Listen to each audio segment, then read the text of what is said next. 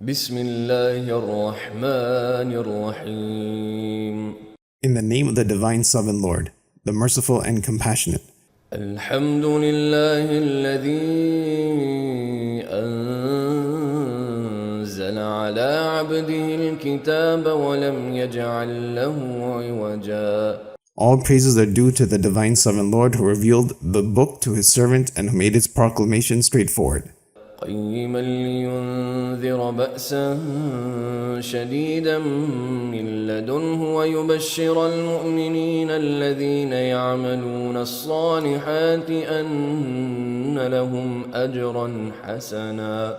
A book of leading values to warn against intense, unavoidable calamities for those who deny the truth, and as a bearer of glad tidings for those who believe in the Lord and who do righteous deeds, that a bounteous reward is awaiting them, ماكثين فيه أبدا wherein they will dwell forever, وينذر الذين قالوا اتخذ الله ولدا. and it extends a severe warning to those who say Allah has designated a son, ما لهم به من علم ولا لآبائهم كبرت كلمة تخرج من أفواههم إن يقولون إلا كذبا. Neither they nor their ancestors know anything of the truth in that regard. This is certainly a monstrous statement coming out of their mouths. What they are telling is certainly nothing but lies. فلعلك باخع نفسك على آثارهم إن لم يؤمنوا بهذا الحديث أسفا. Your intense eagerness for them to believe in this discourse may perhaps cause you to feel frustrated and sad for them if they do not. إنا جعلنا ما على الأرض زينة لها لنبلوهم أيهم أحسن عملا. Indeed, we have placed on this earth attractive ornaments that can be deceiving to some, and as a validating trials to confirm those who are best in deeds. وإنا لجاعلون ما عليها صعيدا جرزا. And later on, we will certainly transform everything on it into scattered spots of bare land. أم حسبت أن أصحاب الكهف والرقيم كانوا من آياتنا عجبا. Perhaps you may have deemed the story of the people of the cave and the markings on the mountain rock are an extraordinary wonder of our miracles. إذ أوى الفتية إلى الكهف فقالوا ربنا آتنا من لدنك رحمة وهيئ لنا من أمرنا رشدا. That is when the young men sought refuge in a mountain cave to escape persecution, and they prayed, Our Lord, grant us a special mercy of yours and guide us to make the right decision for our needs. فضربنا على آذانهم في الكهف سنين عددا. And while inside the cave, we deafened their ears for a number of years. ثم بعثناهم لنعلم أي الحزبين أحصى لما لبثوا أمدا. We then raised them afterward from their deep sleep to confirm which of the two groups have realized how long they stayed in that delayed state. نحن نقص عليك نبأهم بالحق إنهم فتية آمنوا بربهم وزدناهم هدى. Here we are going to narrate to you their true story in full. These were young men who believed in their Lord, and we cherished their faith and increased them in devotion.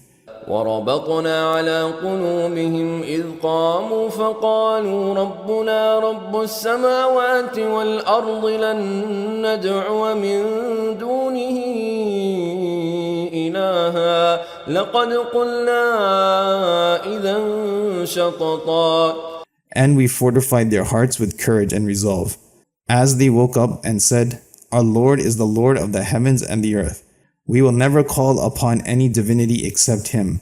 Otherwise, that would certainly be unjustifiable extreme excesses. هؤلاء قوم اتخذوا من دونه آلهة لولا يأتون عليهم بسلطان بين فمن أظلم ممن افترى على الله كذبا. Here our people have ascribed and adopted deities they worship besides him. They have no evidence of any truth in what they claim. And what injustice can be worse than to invent lies against Allah? وإذ اعتزلتموهم وما يعبدون إلا الله فأووا إلى الكهف ينشر لكم ربكم من رحمته ويهيئ لكم من أمركم مرفقا. And once you withdraw from their town and leave them to what they worship except for Allah, then take a shelter in the cave, and your Lord will certainly extend a gift of mercy to you, and He will ease your present hardship. وترى الشمس إذا طلعت تزاور عن كهفهم ذات اليمين وإذا غربت تقرضهم ذات الشمال وهم في فجوة منه ذلك من آيات الله من يهد الله فهو المهتد ومن يضلل فلن تجد له وليا مرشدا. You would see when the sun rises, it comes up leaning away to the right side of their cave, and its angles passed the left side of it at sunset, while they themselves rested inside a spacious open area inside the cave. Such was one of the marvelous miracles of the Divine Sovereign Lord. Whoever Allah guides is well guided, and whoever He lets astray, you can never find a guardian to guide him. وتحسبهم أيقاظا وهم رقود ونقلبهم ذات اليمين وذات الشمال وكلبهم باسط ذراعيه بالوصيد لو اطلعت عليهم لوليت منهم فرارا ولملئت منهم رعبا. You would think that they were awake, when in fact they were asleep. We also caused them to turn over to their right side and back to the left side periodically. Meanwhile, their dog sat at the threshold of the cave, stretching out its forelegs. If you looked at them, you would certainly panic and run away in fear of them and shaken with horror. وكذلك بعثناهم ليتساءلوا بينهم قال قائل منهم كم لبثتم قالوا لبثنا يوما أو بعض يوم قالوا ربكم أعلم بما لبثتم فابعثوا أحدكم بورقكم هذه إلى المدينة فلينظر أيها أزكى طعاما فليأتكم برزق منه وليتلطف ولا يشعرن بكم أحدا. We then raised them in that state for them to inquire from each others. One of them asked, "For how long do you think we have been here?" They replied, "Maybe a day or part of a day." Others said, "Only your Lord knows how long you stayed. Let one of you go to town with this money to get you some food. But be careful, and let him not leave a track that may lead back to you." إنهم إن يظهروا عليكم يرجموكم أو يعيدوكم في ملتهم ولن تفلحوا إذا أبدا. Should they ever get a hold of you again, they would stone you to death, or even convert you back to their religion, and you will never succeed after that. وكذلك أعثرنا عليهم ليعلموا أن وعد الله حق وأن الساعة لا ريب فيها إذ يتنازعون بينهم أمرهم فقالوا ابنوا عليهم بنيانا ربهم أعلم بهم قال الذين غلبوا على أمرهم لنتخذن عليهم مسجدا. And thus we exposed the tracks for their people to know that Allah's promise is true, and that the last hour is certainly coming beyond doubt. Upon reaching the cave, they found them all dead. The people argued amongst themselves as to what they should do. Some of them said, "Build an edifice over them. Their Lord knows best what really happened here." Finally, those who won the argument said, "We will build a sanctuary for prayers here." سيقولون ثلاثة رابعهم كلبهم ويقولون خمسة سادسهم كلبهم رجما بالغيب ويقولون سبعة وثامنهم كلبهم قل ربي أعلم بعدتهم ما يعلمهم إلا قليل فلا تمار فيهم إلا مراء ظاهرا ولا تستفت فيهم منهم أحدا. They will say out of conjecture regarding their mystery, they were 3 and their dog was the 4th. Others say they were 5 and their dog was the 6th. And like that, others will even say that they were 7 and their dog was their 8th. Say to them, my Lord knows best their exact number. Very few people even know their true number. Therefore, do not even discuss their subject except in a casual manner to eliminate any further arguments, and do not consult anyone in that regard. ولا تقولن لشيء إني فاعل ذلك غدا. And never say of a thing, I will do that tomorrow. إلا أن يشاء الله واذكر ربك إذا نسيت وقل عسى أن يهديني ربي لأقرب من هذا رشدا. Without adding except as Allah wills. And remember your Lord if you should forget the exception and say, I hope that my Lord will always guide me and bring me closer to what is correct. ولبثوا في كهفهم 300 سنين وازدادوا 9. They stayed in their cave in a state of dormancy for 300 years plus an added 9 years. قل الله أعلم بما لبثوا له غيب السماوات والأرض أبصر به وأسمع ما لهم من دونه من ولي ولا يشرك في حكمه أحدا. Say, my Lord knows best as to how long they stayed. And to Allah belongs the knowledge of the secrets of the unseen in the heavens and on earth. Look and see through His guidance and herald His message. They have no ally to guard them other than Him, and He does not associate anyone with His ruling. واتل ما أوحي إليك من كتاب ربك لا مبدل لكلماته ولن تجد من دونه ملتحدا. And proclaim what was revealed to you from your Lord. No one can change His words, and you can never find a haven other than His protection. واصبر نفسك مع الذين يدعون ربهم بالغداة والعشي يريدون وجهه ولا تعد عيناك عنهم تريد زينة الحياة الدنيا ولا تطع من أغفلنا قلبه عن ذكرنا واتبع هواه وكان أمره فرطا. And evince your true endurance by cherishing those who call on their Lord morning and evening, seeking His countenance, and always keep your eyes on them. Otherwise, do not solicit the acceptance of those who treasure mundane gains of this down life, and do not yield to the suggestions of those we render their heart distracted from invoking us, who follow their own cravings, and whose conditions are extremely irredeemable.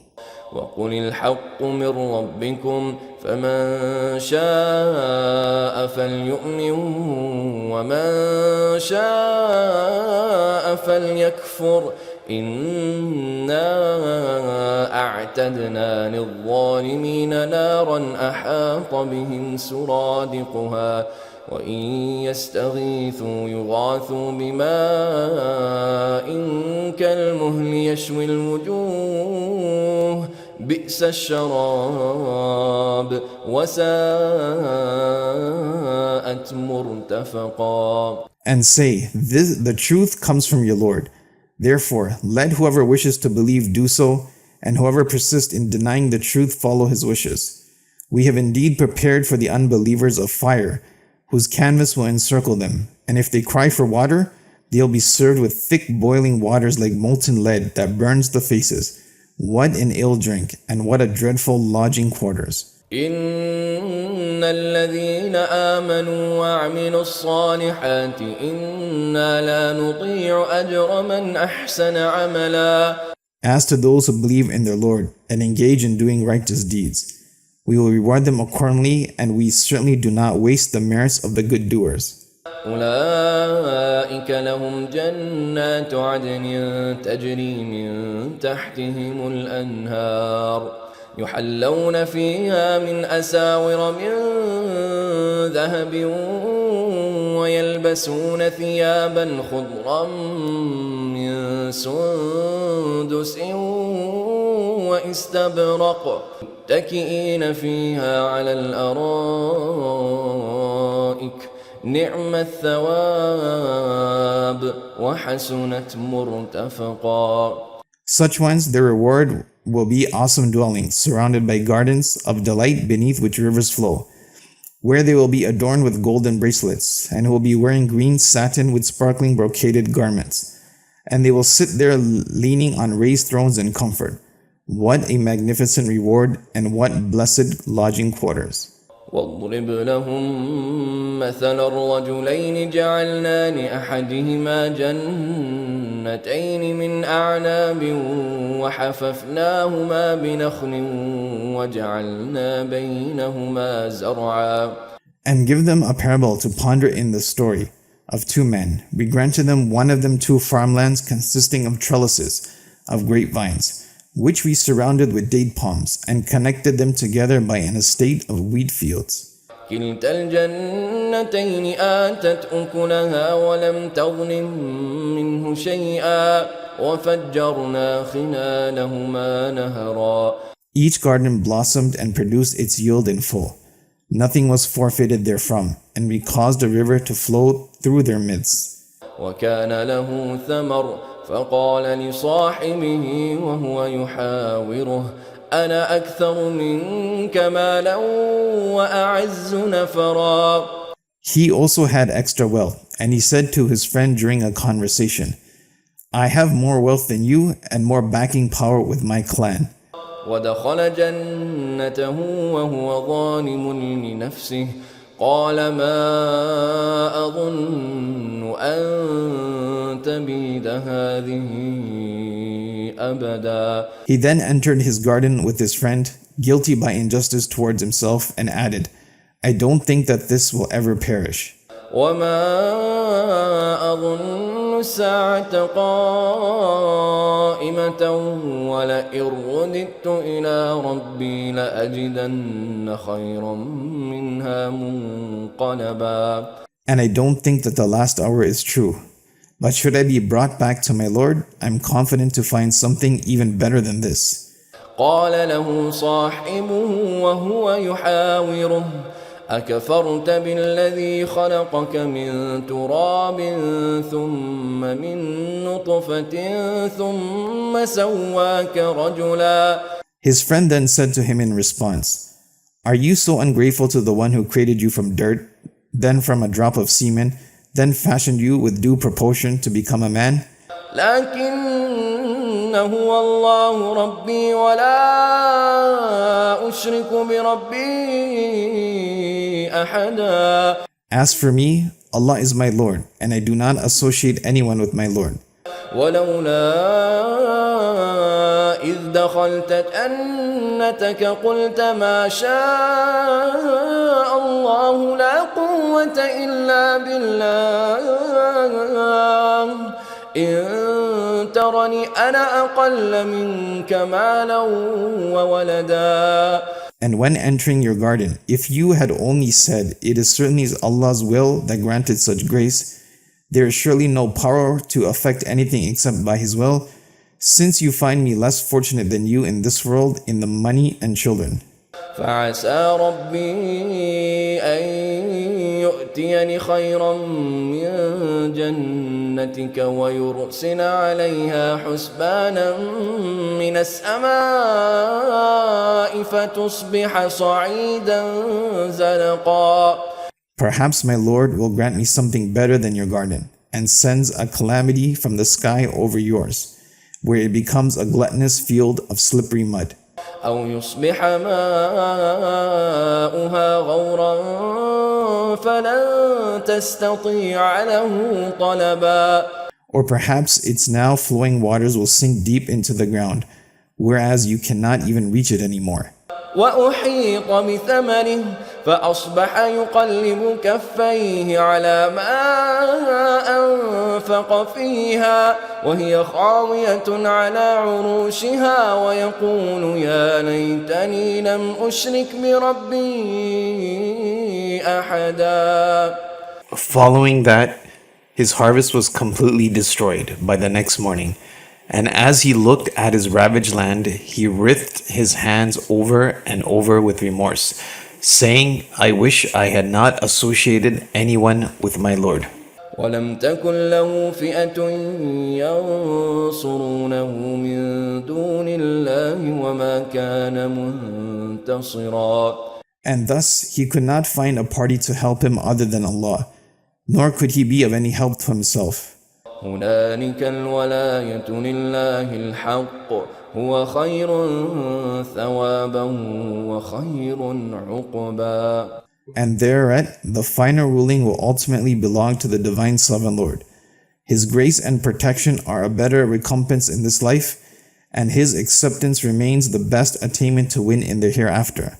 واضرب لهم مثل الحياة الدنيا كماء إن أنزلناه من السماء فاختلط به نبات الأرض فأصبح هشيما تذروه الرياح وكان الله على كل شيء مقتدرا. And give them the example of life in the downworld, which is similar to rainwater. We cause to fall from the sky. It mixes with the plants of the earth. They in turn dry out and become scattered twigs by gusts. Allah is surely capable of all things. المال والبنون زينة الحياة الدنيا والباقيات الصالحات خير عند ربك ثوابا وخير أملا.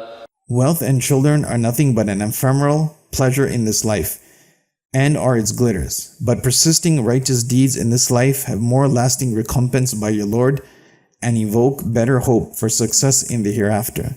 ويوم نسير الجبال وترى الأرض بارزة وحشرناهم فلم نغادر منهم أحدا. The day when we remove the mountains, and you see the earth leveled, flat protruding, and we assemble them all together and leave no one unattended. وعرضوا على ربك صفا لقد جئتمونا كما خلقناكم أول مرة بل زعمتم أن لن نجعل لكم موعدا. They are then presented before your Lord standing up in rows. Here you come back to us like the day we first created you, and despite your claim that we will not fulfill our promise. ووضع الكتاب فترى المجرمين مشفقين مما فيه ويقولون يا ويلتنا ما لهذا الكتاب لا يغادر صغيرة ولا كبيرة إلا أحصاها ووجدوا ما عملوا حاضرا ولا يظلم ربك أحدا. The book of records is then placed for review. There you will see the guilty ones frightened by its revelation of their status. They say, what a calamity befell us. This book does not seem to omit mentioning either a minor or a major sin. And they will find all what they did confronting them. For your Lord is never unjust to anyone the least. وإذ قلنا للملائكة اسجدوا لآدم فسجدوا إلا إبليس كان من الجن ففسق عن أمر ربه أفتتخذونه وذريته أولياء من دوني وهم لكم عدو بئس للظالمين بدلا. Also mention to them when we said to the angels, prostrate yourselves to Adam. And when they did, except for Iblis, he was from the jinn, and he refused to obey the command of his Lord. Would you people then take him and his descendants as allies instead of me, when they are your enemies? Indeed, what a calamitous exchange the unjust ones have bartered for themselves. ما أشهدتهم خلق السماوات والأرض ولا خلق أنفسهم وما كنت متخذ المضلين عضدا. I did not appoint them as witnesses to the creation of the heavens and earth, or as eyewitnesses to their own creation, and I would never consider those who misled others as choice for trusted duties. ويوم يقول نادوا شركائي الذين زعمتم فدعوهم فلم يستجيبوا لهم وجعلنا بينهم موبقا. And on the day he says to them, call now on those who you allege to be my associates. But when they evoked them, no one answered their call, and we placed between them a valley that only leads to perdition. ورأى المجرمون النار فظنوا أنهم مواقعوها ولم يجدوا عنها مصرفا. And when the guilty ones seize the fire, they become convinced that they are about to face it, and that they will have no escape from it. ولقد صرفنا في هذا القرآن للناس من كل مثل وكان الإنسان أكثر شيء جدلا. And we have indeed elucidated in this Quran all kinds of parables for people to reflect upon. But humans were the most contentious of all. وما منع الناس أن يؤمنوا إذ جاءهم الهدى ويستغفروا ربهم إلا أن تأتيهم سنة الأولين أو يأتيهم العذاب قبلا. And nothing prevented some people from believing when our guidance reached them, and to ask their Lord for forgiveness, other than encountering our decree that befell earlier nations, or coming to face with calamitous retribution for their sins in this life. وما نرسل المرسلين إلا مبشرين ومنذرين ويجادل الذين كفروا بالباطل ليدحضوا به الحق واتخذوا آياتي وما أنذروا هزوا. And we only send the messengers as carriers of glad tidings and as warners. And yet those who reject the truth only bring in false arguments in their attempts to defeat the truth. And they mock my verses of the Quran, and the chastisement they are warned about with contempt. ومن أظلم ممن ذكر بآيات ربه فأعرض عنها ونسي ما قدمت يداه إنا جعلنا على قلوبهم أكنة أن يفقهوه وفي آذانهم وقرا وإن تدعهم إلى الهدى فلن يهتدوا إذا أبدا. And who can be more unjust to himself than one who reminded of the signs of his Lord? He objects to them and turns away from them, and he forgets what his own hands have done. We have indeed placed a seal over their hearts so that they would not understand what it says, and heaviness in their ears that prevent them from hearing properly. And therefore, if you were to invite them to receive guidance on the straight path, they would never come. وربك الغفور ذو الرحمة لو يؤاخذهم بما كسبوا لعجل لهم العذاب بل لهم موعد لن يجدوا من دونه موئلا. Meanwhile, your Lord remains oft-forgiving, and He has extreme compassion indeed. Had He to bring them to task for what they earn themselves, He would hasten their punishment. Instead, and in fulfillment of His promise, those who reject the truth are certainly due for a fixed appointment. They cannot escape from it. وتلك القرى أهلكناهم لما ظلموا وجعلنا لمهلكهم موعدا. There are established precedents of towns. We abolished when their people committed injustice, where we set up an appointed time for their destruction. وإذ قال موسى لفتاه لا أبرح حتى أبلغ مجمع البحرين أو أمضي حقبا. And also narrate to them when Moses said to his accompanying young servant, I will not give up seeking my goal until I reach the confluence of the two seas, or I will continue searching even if it takes years. فلما بلغا مجمع بينهما نسيا حوتهما فاتخذ سبيله في البحر سربا. But when they reached the point of the confluence they were looking for, they passed it and forgot about their fish, which had jumped out of the basket and found its way back to sea. فلما جاوزا قال لفتاه آتنا غداءنا لقد لقينا من سفرنا هذا نصبا. At a good distance from the originally intended destination, Moses said to his young servant, Bring us our lunch. This journey has truly strained us. قال أرأيت إذ أوينا إلى الصخرة فإني نسيت الحوت وما أنسانيه إلا الشيطان أن أذكره واتخذ سبيله في البحر عجبا. The servant said, You see, when we sat there by the rock, I forgot to tell you what happened. And I watched curiously enough as a fish jumped out of the basket and found its way back to waters. Only the devil could have made me forget to tell you about this. قال ذلك ما كنا نبغ فارتدا على آثارهما قصصا. Moses said, This is what we were looking for. And they traced their steps back to the place where they took a short rest earlier.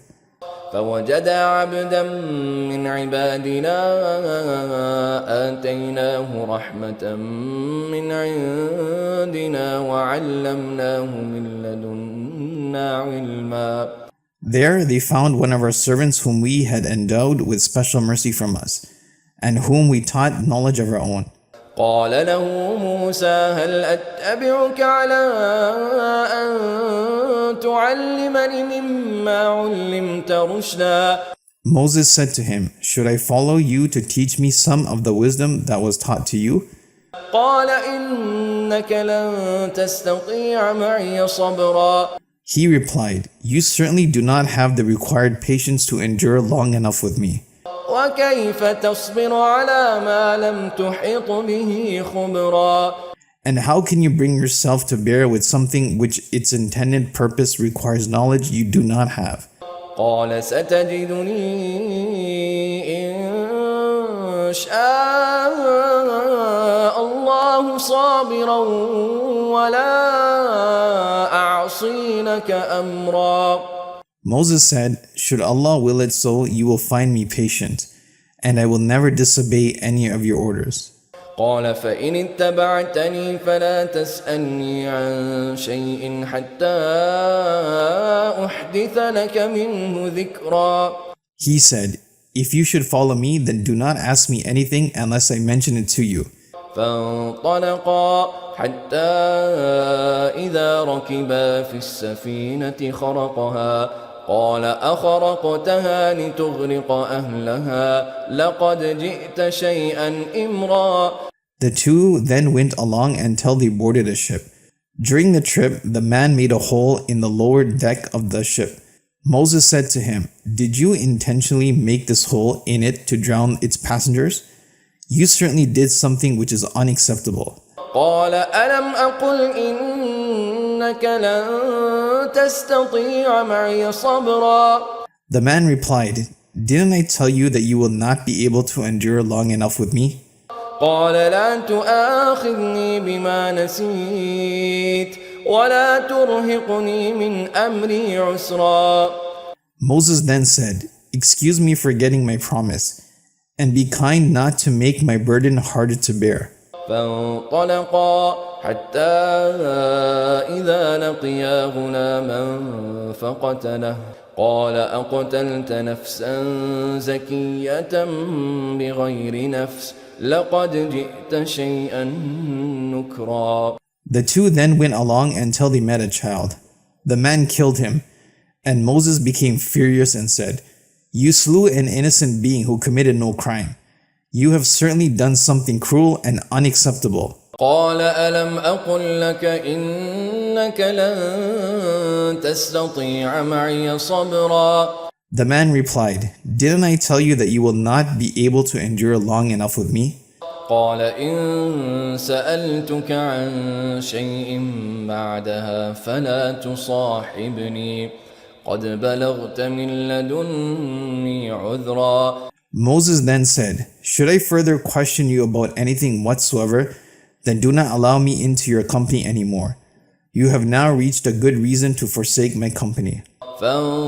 فانطلقا حتى إذا أتيا أهل قرية استطعما أهلها فأبوا أن يضيفوهما فوجدا فيها جدارا يريد أن ينقض فأقامه قال لو شئت لاتخذت عليه أجرا. The two further went along until they reached a village. There they asked its people to give them some food, but the people refused to allow them their hospitality. There they found a wall that was near collapsing. The man stood there and rebuilt it. Moses said to him, "If you wanted, you could have asked to be paid for your work." قال هذا فراق بيني وبينك سأنبئك بتأويل ما لم تستطع عليه صبرا. The man said, "That's it. This should be the point of parting between me and you. I will now tell you the meaning of what you did not have enough patience to bear with." أما السفينة فكانت لمساكين يعملون في البحر فأردت أن أعيبها وكان وراءهم ملك يأخذ كل سفينة غصبا. As to the ship, it belonged to some hard-working poor people who worked at sea, and I wanted to damage it partially. Also, there was there ahead of them a king who seized any undamaged floating ship by force. وأما الغلام فكان أبواه مؤمنين فخشينا أن يرهقهما طغيانا وكفرا. As to the child, his parents were good believers, and we feared for them should he grow up and weary them with his rebellion and disbelief. فأردنا أن يبدلهما ربهما خيرا منه زكاة وأقرب رحما. We therefore desired that the Lord favors them with a better child in faith and closer to compassion towards his parents.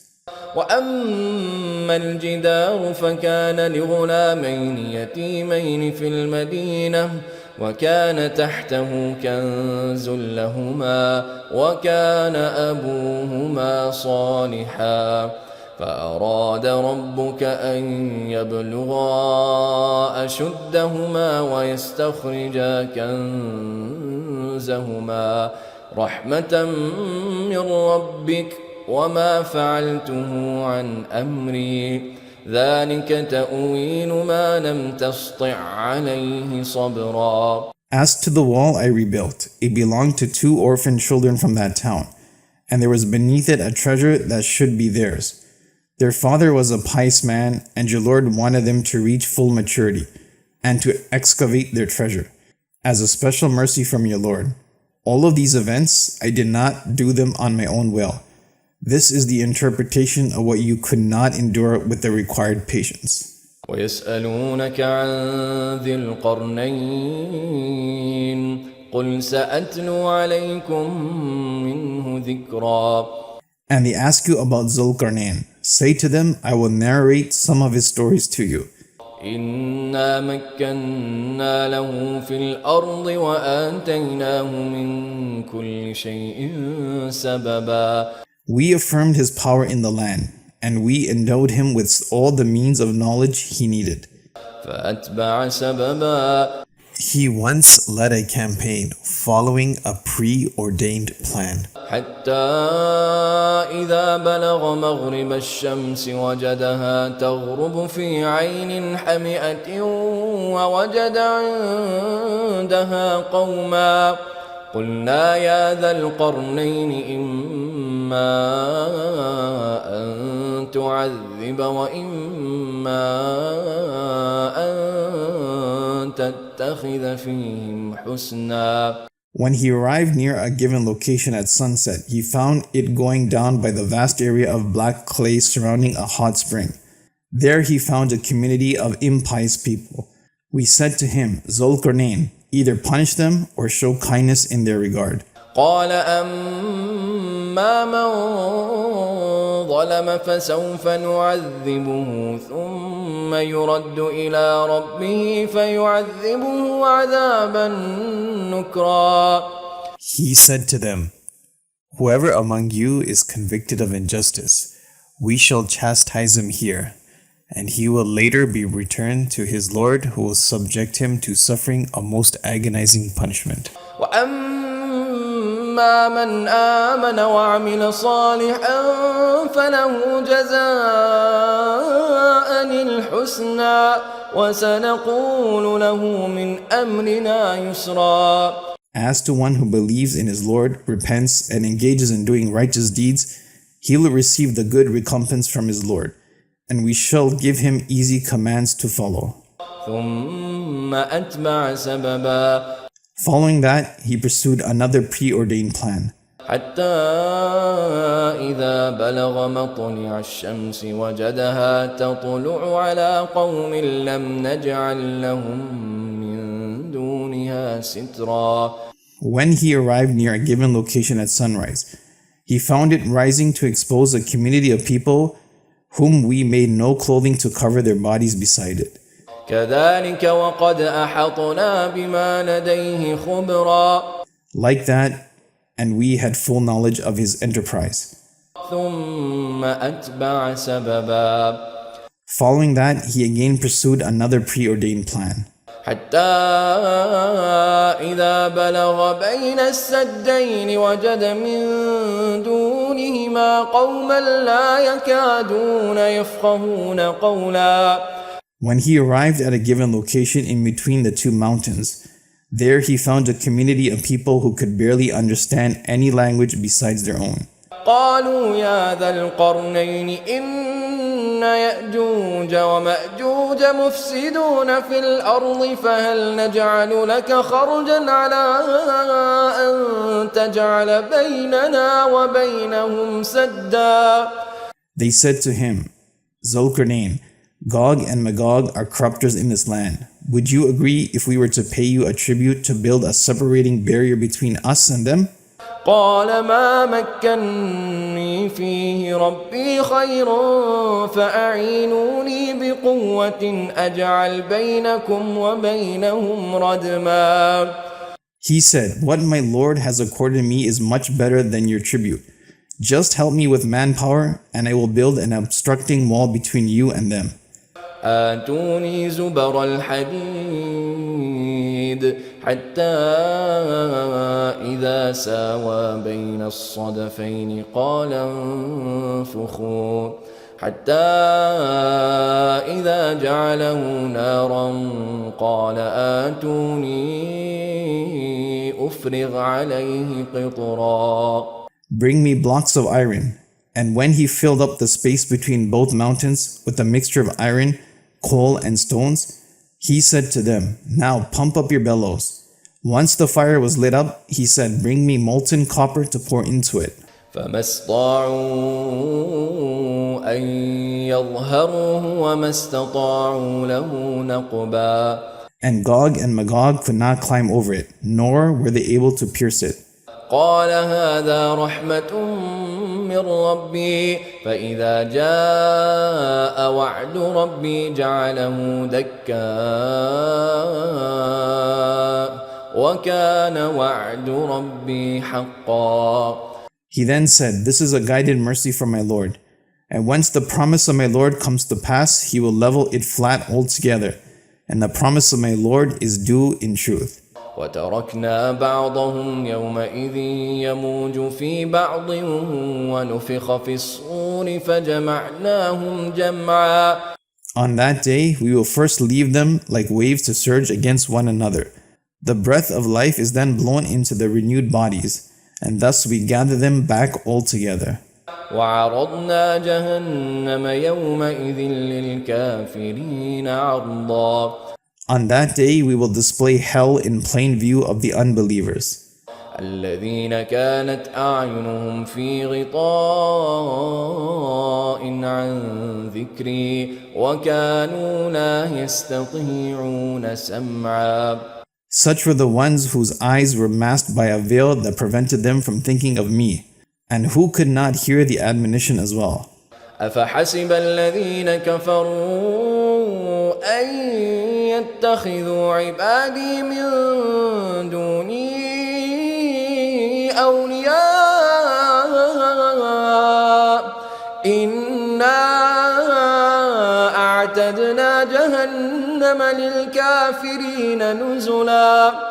Those who reject the truth, do they think that they can depend on and take my created servants as guardian allies instead of me? We have indeed prepared hellfire as a permanent residence for the unbelievers. قل هل ننبئكم بالأخسرين أعمالا. Say to them, should we inform you about the greatest losers in deeds? الذين ضل سعيهم في الحياة الدنيا وهم يحسبون أنهم يحسنون صنعا. Such are the ones whose endeavors in the present life are gone astray, while thinking that they are doing something good. أولئك الذين كفروا بآيات ربهم ولقائه فحبطت أعمالهم فلا نقيم لهم يوم القيامة وزنا. Those who called the revelations of their Lord lies and denied the inevitable meeting with Him, their work goes in vain, and whatever they did in this life will have no weight to it on the Day of Judgment. ذلك جزاؤهم جهنم بما كفروا واتخذوا آياتي ورسلي هزوا. Such will be the recompense as a result of denying the truth and for making my revelations and my messenger the subject of their ridicule. إن الذين آمنوا وعملوا الصالحات كانت لهم جنات الفردوس نزلا. As to those who believe in their Lord and engage in doing righteous deeds, their reward is the heavenly gardens of paradise, which will become their residence. خالدين فيها لا يبغون عنها حولا. They will dwell there eternally, and they will consider nothing else to compare with. قل لو كان البحر مدادا لكلمات ربي لنفد البحر قبل أن تنفد كلمات ربي ولو جئنا بمثله مددا. Say, if the oceans were ink to write down the words of my Lord, the oceans will be exhausted even before the words of my Lord are spoken in full, and that is indefinitely, and even if we were to supplement them with equal amount of ink.